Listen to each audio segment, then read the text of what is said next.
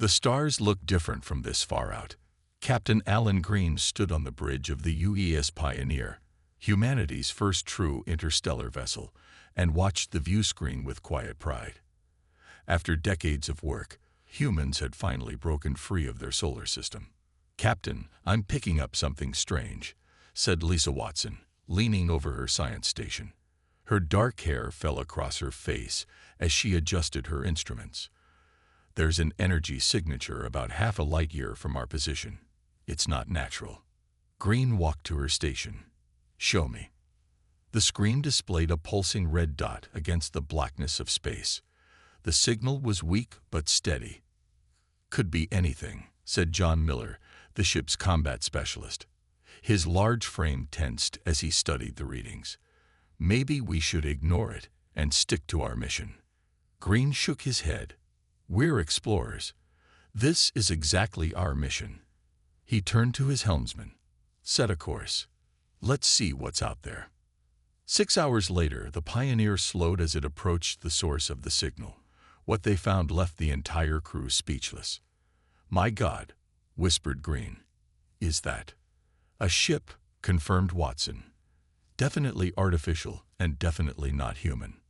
Before them floated a massive vessel, at least 3 times the size of the Pioneer. Its hull was silver with strange blue markings. Parts of it were damaged, with debris floating nearby. "No signs of active weapons," reported Miller, but his hand hovered near the ship's defense controls anyway. "But I'm picking up life signs inside. They're weak." Green made his decision quickly. "Prepare a boarding party. Miller, Watson, you're with me." "Captain, regulations state," began Miller. "We're 50 light years from home, with no rule book for first contact." Green interrupted. "I need my best people with me." The boarding party crossed from the Pioneer to the alien vessel through a temporary airlock. Inside, the air was breathable but had a strange sweet smell. The corridors were wider than human standards, with rounded doorways and soft blue lighting. "This way," said Watson, following her scanner. "Life signs are stronger now." They entered what appeared to be a command center. 5 humanoid aliens lay or sat around the room. They had gray-blue skin, large eyes, and were taller than humans. One of them, wearing what looked like a uniform with extra markings, stood up shakily when the humans entered. The alien spoke, making musical sounds that meant nothing to the humans. Then it pressed a device on its wrist, and suddenly English words came from it. "Unknown species. Identify yourselves, please." Green stepped forward. "I am Captain Alan Green of the United Earth Ship Pioneer. We are humans from the planet Earth." The alien's large eyes widened. "Humans? Not in registry. How did you achieve space travel? Are you client species?" "We developed our own technology," answered Green. "We're an independent world. Who are you?" The alien seemed troubled by this. "I am Commander Vexul of the Zoraxian scout ship Stellar Wind, under authority of the Galactic hegemony. We were attacked by Drax collective forces." "Galactic hegemony?" asked Watson. "How many species are there?" "The hegemony governs 10,000 worlds across this arm of the galaxy," replied Vexul. "Unregistered spacefaring species are concerning to central authority." Miller stepped closer. "Is that a threat?" Vexul made a gesture with its 4-fingered hand. "Not from me. But the hegemony has protocols for primitive species. They will send ships to your world. They will assess your threat level." "We're not a threat," said Green. "We're explorers." "It doesn't matter," said Vexul. "Independent species are not permitted. You will be integrated or—" The alien didn't finish the sentence. A sharp alarm sounded from a console. Another Zoraxian rushed to check it, then spoke rapidly to Vexul in their language. Vexul turned back to the humans, urgency in its voice. "Hegemony warships approaching. Not diplomatic vessels. Hunter-killers responding to our distress call." "Maybe we can talk to them," suggested Watson. "Explain we mean no harm." "They won't talk," said Vexul. "Your ship's technology would be classified as forbidden advancement for a non-hegemony world." Green understood immediately. They'll attack us. Yes, confirmed Vexol. You must flee. Return to your world. Warn them. What about you? Asked Green. We'll die here if we stay, said Vexol simply. Green made another quick decision. Gather your people. You're coming with us.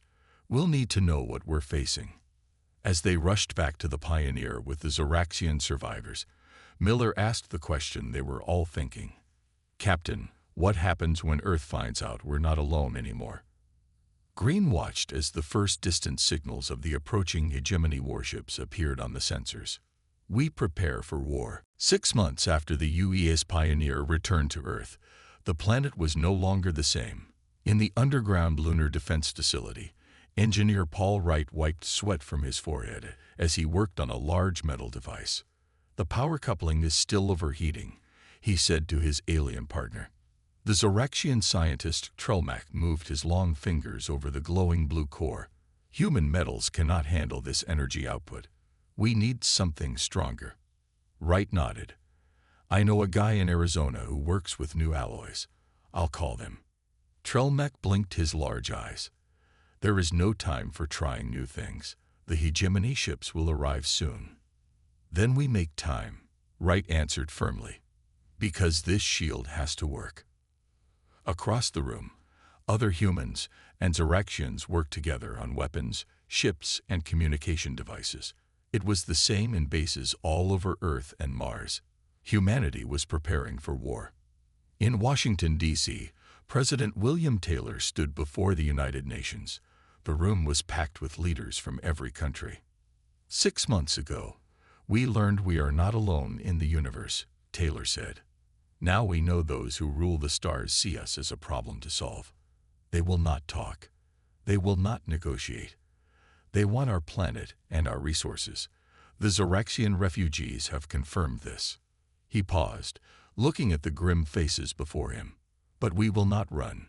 We will not hide. Humanity stands together now, as one planet, one people. We have already learned much from our new Zoraxian friends. Our technology grows stronger every day. On a screen behind him, images appeared of new ships being built in orbit. They were smaller than the hegemony warships, but looked fast and deadly. I ask every nation to send their best people to join our defense forces. We need soldiers, scientists, engineers. Everyone has a part to play. In the lunar base, Admiral Karen Ellis watched the speech on a small screen. Beside her, Commander Vexol of the Zoraxians looked troubled. You still think we can't win, Ellis said. It wasn't a question. The hegemony has ruled for 10,000 years, Vexol replied. They have more ships than stars you can see from your planet. Ellis nodded. Maybe. But they've never met humans before. Across the solar system, training centers were filled with new recruits. Commander Diana Rodriguez walked along a line of nervous pilots. The simulator shows most of you dying in your first battle, she said bluntly. That's not good enough. The hegemony has better ships and better weapons. But we have something they don't. What's that, Commander? Asked a young pilot. Rodriguez smiled. We're fighting for our home. And we're really, really stubborn. In the Mojave Desert, Dr. Jack Nelson worked in a hidden lab, studying alien engine parts. For weeks, he had been trying to understand how the hegemony ships moved so fast between stars. Today, he finally saw the pattern. It's not about speed, he told his team excitedly. It's about folding space, and I think I know how to do it better than they do. His discovery would change everything. Human ships would soon be able to move faster than the enemy expected. It wasn't much, but it was a start. In the command center on Luna, Admiral Ellis met with the Zoraxian leaders. The main screen showed a red dot entering the solar system. They're here, said Vexol. Just a scout fleet, but more will follow. You should scatter your people among the stars while you can. Hide on distant planets. Ellis shook her head. That's not how we do things. What will you do then? Asked the alien. Ellis looked at the tactical display, where human ships were moving into position near Neptune. We stand and fight. We show them that taking Earth will cost more than they're willing to pay. Alarms began to sound throughout the base. On screens everywhere, the same message flashed. Hegemony shiptest DTCTE. The first human war against the stars had begun. Neptune's blue cloud swirled below as Lieutenant Eric Foster guided his small ship, the Wasp, through the planet's rings. 6 other pilots followed him closely, their ships hidden among the ice and rock. They were waiting. Contact, came the quiet voice in his helmet. 7 hegemony warships approaching from Sector 4. Foster took a deep breath. Remember the plan, he told his team. We hit fast and get out faster. Don't try to be heroes. The massive alien ships appeared like dark shadows against the stars. They were beautiful in a scary way. Smooth silver hulls with glowing blue lines. Each one was bigger than the largest ship humans had ever built. They're attacking the defense platforms, reported another pilot. Just like we thought they would. Foster watched as the automated defense stations, built with Zoraxian help, fired at the hegemony ships. The alien vessels didn't even slow down as they destroyed the platforms one by one. They think that's all we've got, Foster said with a grim smile. Let's show them how wrong they are. Wasps, on my mark. Now. 12 small human ships burst from Neptune's rings, engines flaring bright against the darkness. The hegemony vessels seemed to pause in surprise. Stay in their blind spots, Foster ordered as they approached the first alien ship. Plant your packages and get clear. His ship skimmed along the hull of the massive vessel. The hegemony ships had powerful shields, but the Zoraxians had shown humans their weak spots. Foster's team carried special mines designed to attach directly to the hull. Package delivered, he reported, pulling away sharply. Everyone clear. Detonate in 5. The nuclear mines exploded in perfect sequence. The hegemony ship shuddered as explosions ran along its length. Its shields flickered and died. It's working, shouted one of the pilots. But the hegemony ships were now firing back. 2 human vessels disappeared in bright flashes. Foster gritted his teeth and led his remaining team toward another target. From the command center on Luna, Admiral Ellis watched the battle through data feeds. Commander Diana Rodriguez stood beside her, face tense. They're learning our tactics already, Rodriguez said. Look how they're adjusting their shield frequencies. Ellis nodded. That's why we need to keep changing our approach. All ships implement pattern Delta. The battle raged for hours. The human ships were faster and more agile, but the hegemony vessels had stronger weapons and armor. 2 alien ships were crippled, but the human fleet was losing vessels quickly. On the UES Defiant, Captain Samuel West watched as his ship's systems failed one by one. His crew looked to him for orders. The command ship is exposed, he said calmly, but we only have 1 working engine. His first officer understood immediately. Sir, we can't possibly survive that. West smiled sadly. No, we can't, but we can make sure others do. He opened the ship-wide channel. All hands, prepare for ramming speed. The Defiant turned and accelerated directly toward the largest hegemony vessel. The alien ship tried to move, but it was too slow.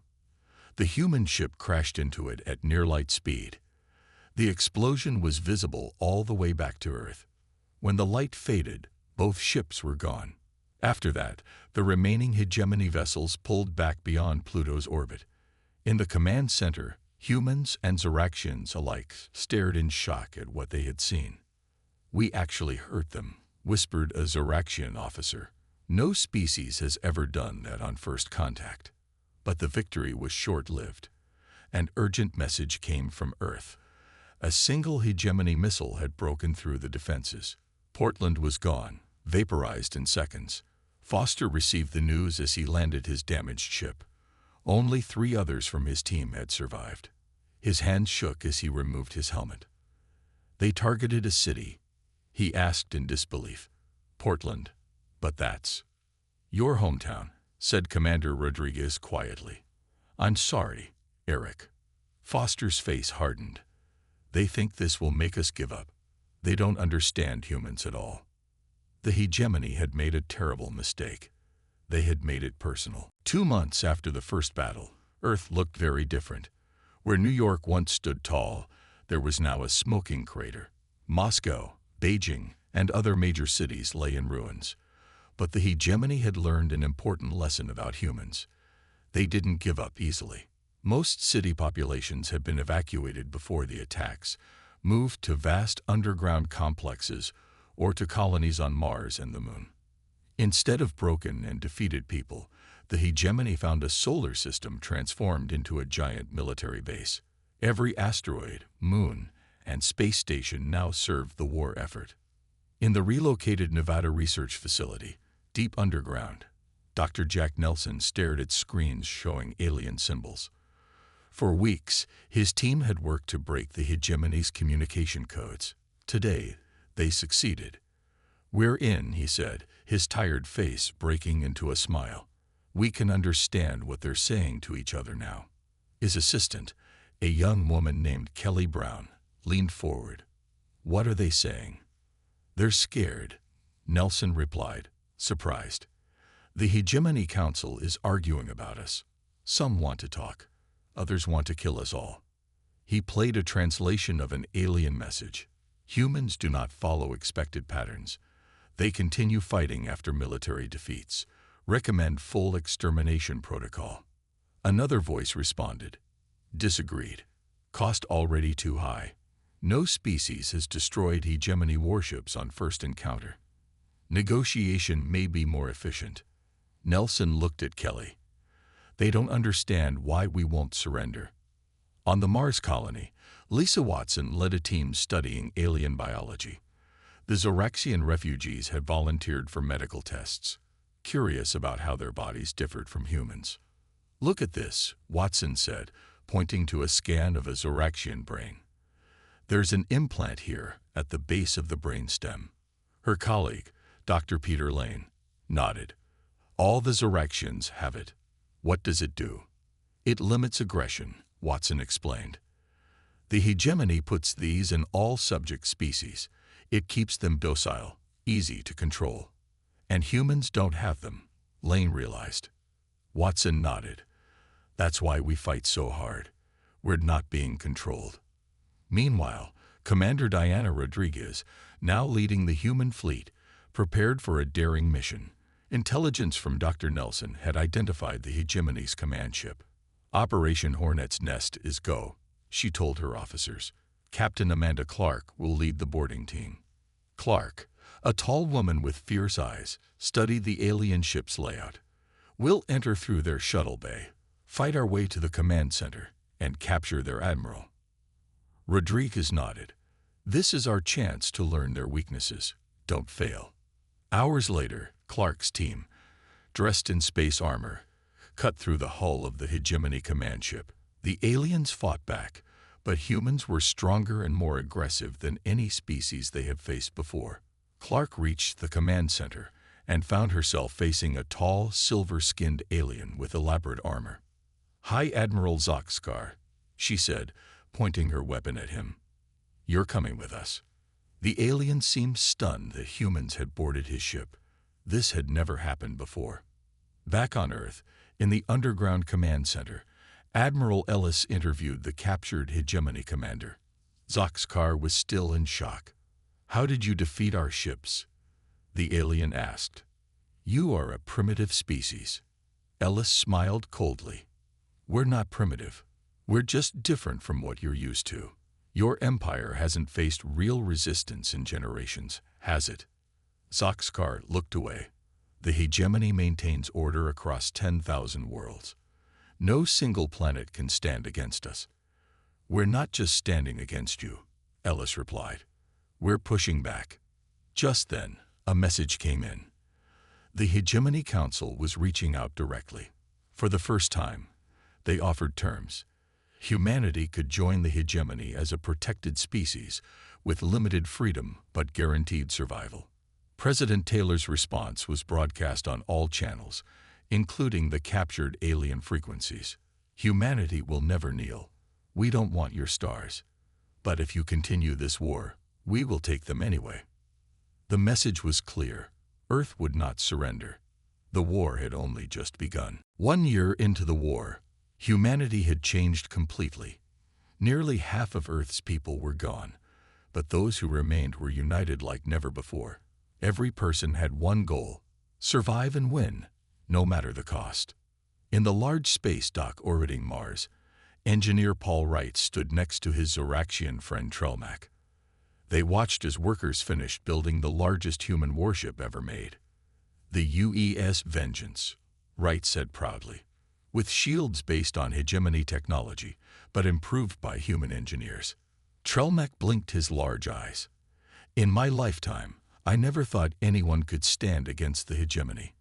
Yet here you are, not just fighting but winning.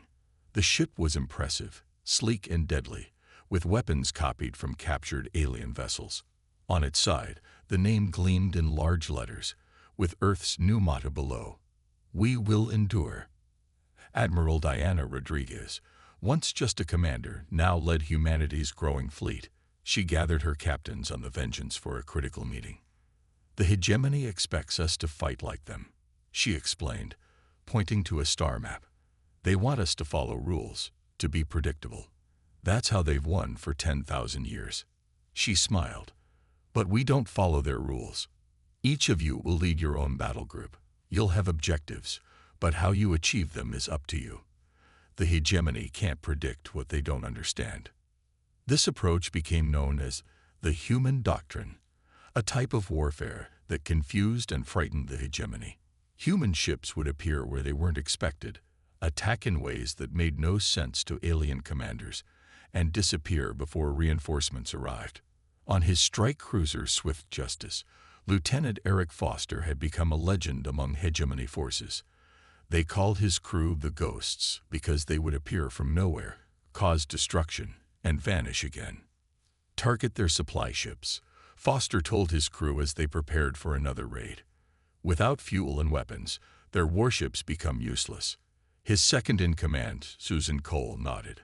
"The hegemony still thinks in terms of big battles. They don't understand our hit-and-run tactics." But the biggest change came when humans went from defending to attacking. Captain Frank Howard led a fleet to Zorax Prime, the homeworld of humanity's first alien allies. "We're not here to conquer," he told his officers. "We're here to liberate." When Howard's ships destroyed the hegemony's orbital defenses, the Zoraxians on the planet rose up against their rulers. For the first time in 2,000 years, they tasted freedom. Meanwhile, Dr. Jack Nelson made another breakthrough. He had developed a new way for ships to communicate across vast distances using quantum technology, something the hegemony had never discovered. "Now we can coordinate attacks across multiple star systems," he explained to Admiral Ellis. "The hegemony won't know where we'll strike next." The Hegemony Council received troubling reports from their scientists. One message read, "Human psychology analysis complete. Unlike other species, humans become more effective fighters when threatened with extinction. The more we escalate, the more dangerous they become." For the first time in its long history, the mighty hegemony retreated, abandoning the Proxima Centauri system to human forces. Intercepted communications showed growing fear among alien commanders. "These humans," one hegemony admiral told another, "they don't fight like a species trying to survive. They fight like a force of nature."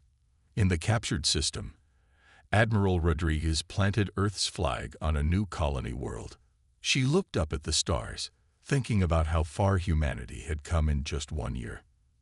"They told us to run," she said quietly. "Instead, we taught the galaxy how to fight back." And across thousands of worlds, oppressed species began to wonder, if humans could resist the hegemony, maybe they could too. 2 years into the war, something amazing was happening. What began as humans fighting for survival had become a revolution that spread across the stars. On the neutral planet Nexus, Captain Amanda Clark stood in a large round room. Around her were aliens from 13 different species, including the Zoraxians. None of them looked alike. Some had scales, others fur, and some had blue or green skin. But they all shared one thing. They wanted freedom from the hegemony. "Today, we create something new," Clark said, her voice clear and strong. "The Alliance of Free Worlds." She held up a document based on Earth's United Nations Charter. Every world, every species has an equal voice. No one rules over others. The aliens looked at each other in wonder. Many had been slaves to the hegemony for thousands of years. The idea of choosing their own path was new and exciting. A tall, insect-like alien named Krekta spoke up. "My people were servants for 20 generations.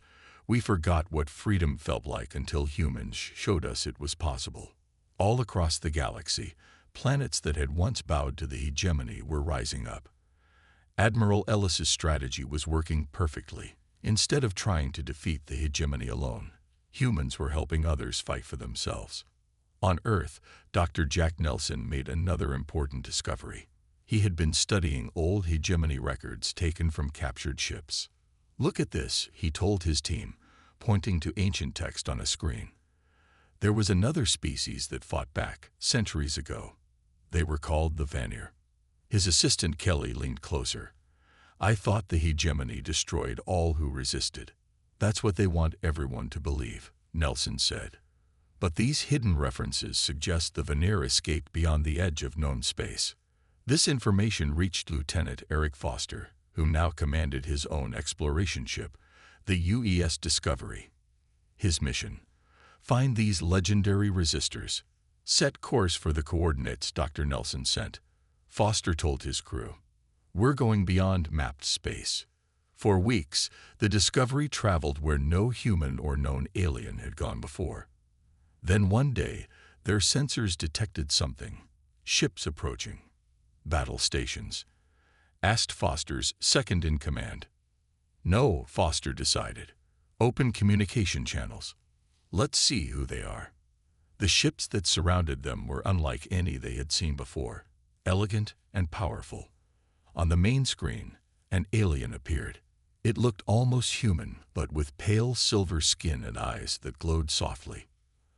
"I am High Commander Sorval of the Vanir Confederation," the alien said. "What brings humans to our territory?"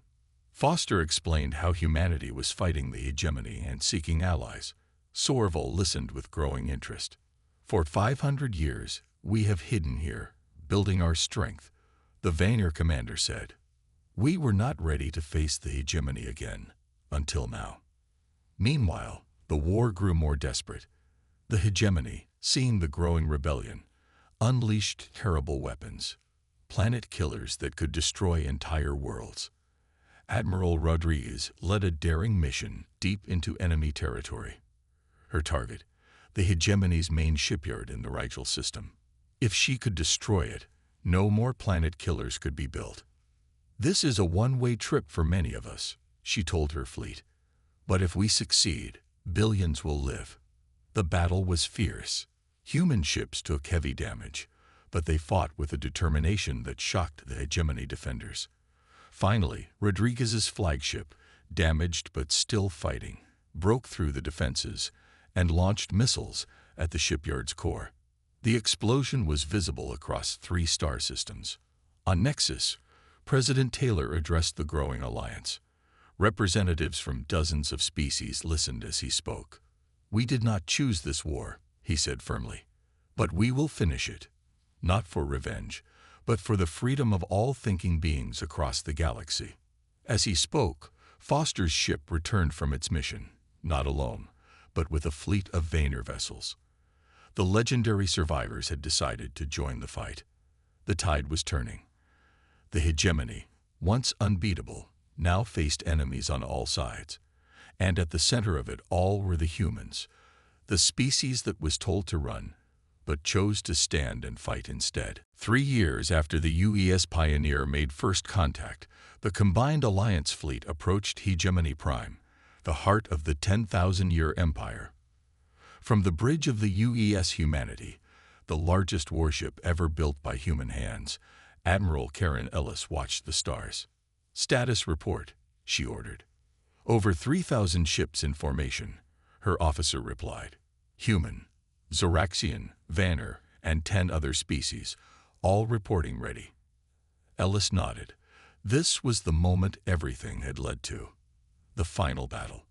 Ahead of them, the hegemony had gathered its last defense fleet, ancient, powerful dreadnoughts that had crushed rebellions for thousands of years. They formed a protective wall around their capital world. Send the signal, Ellis commanded. All ships, execute final approach. The battle began with a flash of light as thousands of ships fired at once. Space itself seemed to burn. Captain Frank Howard led the first attack wave, drawing the bulk of the hegemony forces toward the northern hemisphere. His ships darted between enemy fire, taking damage but holding formation. Keep their attention, he told his crew. Everything depends on this. While Howard's ships engaged the main fleet, Commander Diana Rodriguez led a smaller, faster group toward the planet's southern hemisphere. Her mission was the real plan, a ground assault to capture the hegemony council chambers intact. Shields at maximum, she ordered as they dove through the planet's atmosphere. Landing teams ready. We've got one shot at this. Meanwhile, Lieutenant Eric Foster and his Vanner allies targeted something even more important, the central control network hidden beneath the planet's surface. This was the system that maintained the hegemony's power, controlling the implants in billions of beings across thousands of worlds.